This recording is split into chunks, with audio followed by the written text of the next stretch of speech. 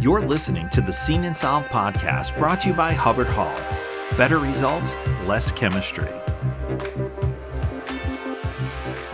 So welcome to this edition of Seen and Solved, presented by Hubbard Hall. I'm Tim Pennington, editor of Finishing and Coating, your host.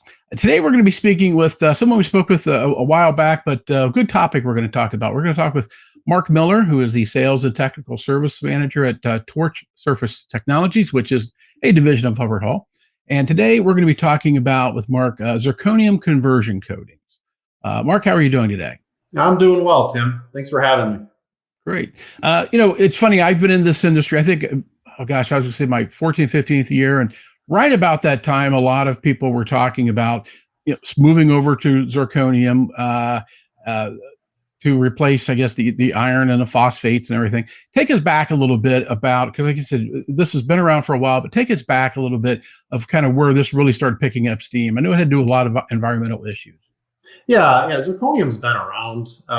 Just really, I think it never really took foot until a lot of the new regulatory constraints came into to be with a lot of our customers. As the constraints get tighter and tighter, everybody's looking for options, which really puts zirconium on the map. It's environmentally friendlier than the other options out there, like iron phosphate and zinc phosphate. And the big reason for that is the phos acid in iron and zinc. Zirconium is free of that. So that's a big challenge, a big hurdle that you can just jump right over by making that conversion over to zirconium. So yeah, I would say environmentally, no question, would be the biggest driver in that. And playing around with it, it really does have some performance advantages over its counterparts of iron and zinc phosphate as well. So. Right. Yeah, we could talk about this a little later, but environmentally friendly does not necessarily mean more expensive. And in this case, I think it's actually helps reduce some costs, right? If it's more, you're not having to haul stuff away and those type of issues, right? Yeah, I mean, definitely. Yeah, on the application side, there are some cost savings associated with zirconium. Temperature being one of them. Zirconiums like to operate at ambient temperature.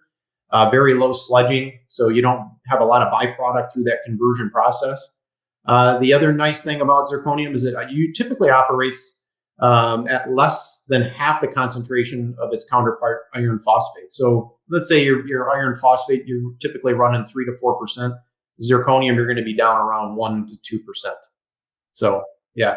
So even if there is a little bit more cost associated with zirconium, just with the concentration, the less concentration or less use of chemistry is going to more than enough make up for that. Right. Well, let's take a step back. What is zirconium? What is it? And give us a little bit of the characteristics of it. So zirconium is it's just a metal that no different than like zinc phosphate that converts over the surface of different metal types. There are different types of metals that can be used, titaniums and different makeups depending on the type of zirconium that you use. But yeah, it's essentially all the same technology that's been around forever. It's just the reaction or the metals that are being deposited or converted onto the surface of the metal itself. It's mostly used in pretreatments and conversion goods. But what other applications would people be wanting to use zirconium for? Yeah, I mean, zirconium would be obviously the biggest area, but another area that we've found a very a real sweet spot to use zirconium conversion coatings in is what we call, or what the industry calls, dry in place sealers. So, if let's say a customer is out there and they like iron phosphate or they like zinc phosphate, whatever it is, and they're not having any challenges that way, but they're looking to improve on their performance, they can incorporate a dry in place zirconium sealer over the top of those conventional products like iron phosphate and zinc. And you can really enhance the performance of the finished good by just adding a simple step of a dry in place zirconium sealer over the top of that. So it really does have value. I mean, in most applications, whether it's just a standalone zirconium pretreatment, or if you want to incorporate that into an existing process just to enhance performance. Is it true to say that it has a kind of a better bonding agent? Well, the unique thing about zirconium, is especially like in the dry, like a dry in place sealer, is it helps to fill in any voids, recesses, and cavities that might be down in that crystal morphology of those conversion coatings, and it just adds another layer to it to inhibit the atmosphere from coming in contact with that substrate. So it just has another layer underneath that powder or liquid paint that it has to get through to create a failure. We talked a little bit about what are some of the big advantages. What are some of the challenges of switching to a zirconium, using a zirconium product? Yeah, I would say the biggest challenge is, anytime we do things for a period of time or long enough, we get stuck in our old ways. And zirconium, if you're not, don't completely understand how to operate and control a zirconium process, it has very tight windows, and it's not as forgiving as its counterparts. So, pH is a big one that we find, very narrow windows depending on the type of metals that are being, treated. Temperature, we've run into this in a lot of applications, and it's just due to the ambient temperature, especially when you get to the south. Zirconiums like to run at ambient temperature. You get down into the southern part of the country, and it's really, really hot in these plants. Sometimes they actually fight keeping the tank cool enough to eliminate issues through that process as well. So, the biggest challenges with it are just understanding that it has very narrow windows, and it's not as forgiving as traditional pretreatment options that are out there that we're more accustomed to. Interesting. Well, what type of operations or what type of processes would you say would want to consider zirconium as a pretreatment and a conversion? Yeah, zirconium. Now you can use it in really any process that's out there, and it's good for all metal types. So mixed metals, aluminum, steel, cold roll, hot roll. It really doesn't. None of that's really matters. And it's as flexible as using it in a wand or a batch process, or what we call a cleaner coater, all the way through a multi-stage 3, 5, and 7-stage systems where you're segregating cleaners from pre-treat, maybe putting a sealer in there. It really does. It has a place in really any application you want to use it in. So there's really no drawbacks in that. So we talked about, like I said, environmental replacing iron and zinc.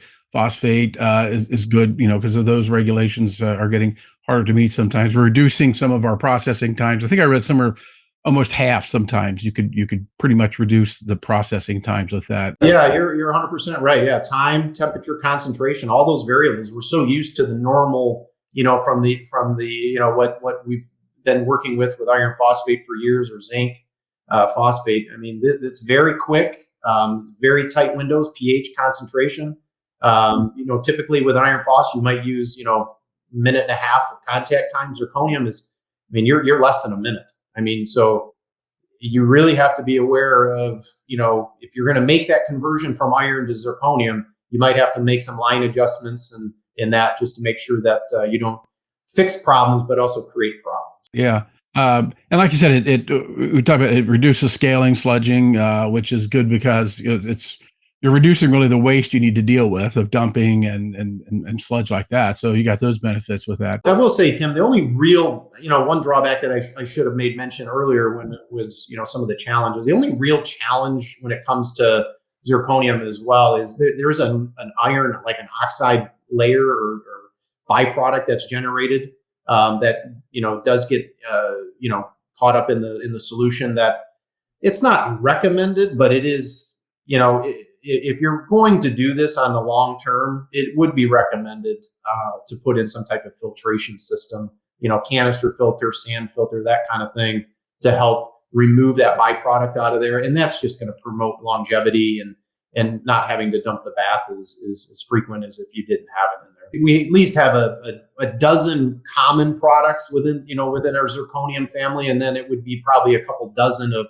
ancillary different things that are very specific to different processes that might be out there. Maybe not as common, but we try zirconium into a lot of different things that we do just because of the environmental and performance advantages it has, which has caused us to formulate a lot of different products depending on what the customer's needs are. I was going to say, is that really like a substrate concern that they may have that they're asking you to kind of work with them on and dial it in? Yeah, like aluminum specifically, if we get, aluminum opportunities, we're definitely going down that zirconium road just because of the performance that it provides. And then there's different things within that process. If the customer's got a 5-stage, we would set it up differently than a 3-stage or a wand or whatever it might be. So we have a lot of different products in that family, just depending on really the metal type and the process. The last thing we want to do is really get invited into a customer and have to make process or equipment changes. So we tailor our products to really fit the customer's, equipment and what their processes are. Great. Well, this is very good tutorial here on zirconium conversion coatings and some pre-treatments. I appreciate that. Thanks for joining us today, Mark. Well, thank you very much, Tim. If you'd like to see more of the Seen and Solved episode, you can visit hubbardhall.com to watch past episodes, and we'll see you again. The Seen and Solved podcast is brought to you by Hubbard Hall. For more podcasts, visit hubbardhall.com or wherever you get your podcasts. Be sure to like and subscribe, rate and review, and join us on social media. Produced by Allcast.